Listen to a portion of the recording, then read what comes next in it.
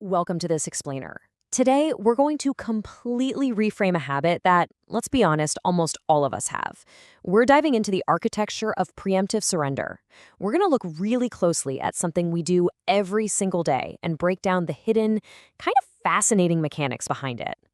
You absolutely know the feeling. Have you ever caught yourself apologizing simply for taking up space? You bump into a completely inanimate chair, or someone else bumps into you, or you literally just walk into a room, and the words, "I'm sorry," just spill right out of your mouth automatically. It's incredibly common. But have you ever actually wondered what your brain is doing in that exact moment? Like, what is the hidden mechanism driving that reflex? All right, let's get into section 1, the survival script. The source material we're looking at radically reframes the act of chronic apologizing. It doesn't just call it a nervous habit, it labels it as a deeply ingrained survival script. Think about it like code on a computer. When you run a script, it executes automatically in the background, right? Well, that is exactly what your brain is doing here. It's written a line of code designed to protect you, and it executes it without waiting for your conscious permission. It's a calculated, lightning-fast survival mechanism. Moving right along to section 2, anatomy of preemptive surrender. This concept highlights a really profound paradox. The definition here is wild. Preemptive surrender is apologizing to yield ground before an attack, used as a tactic to regain control. Now, we usually think of surrender as the ultimate loss of control, right? But this completely flips that on its head. We surrender preemptively not to give up, but actually to claw back a sense of control in a situation we perceive as threatening. By apologizing first, you dictate the terms of the interaction before anyone else even has a chance to. So the common assumption is that over-apologizing means you're just, weak or giving up your power. But the reality? The reality is that the apologizer is utilizing a complex, invisible architecture to manage their surroundings. It's actually a highly active, totally strategic move made by your brain, even if it feels completely passive and accidental to you in the moment. Which brings us to section 3, unpredictable emotional environments. So where does this code actually get written? Unpredictable emotional environments are the volatile spaces where this survival script is forged and eventually deployed. Think about what unpredictability does to a human nervous system.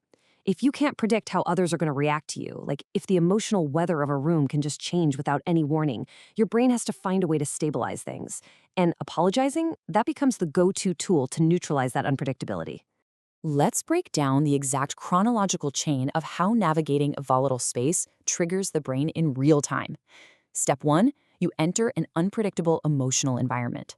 Step 2, and this is the kicker, your brain calculates the variables and perceives your very presence as an inconvenience. Step 3, to neutralize the perceived threat of being an inconvenience, it executes the preemptive surrender. I'm sorry. This whole sequence, it happens in milliseconds. It is lightning-fast emotional calculus. Let's look a bit closer at that middle step in section 4, the inconvenience of presence.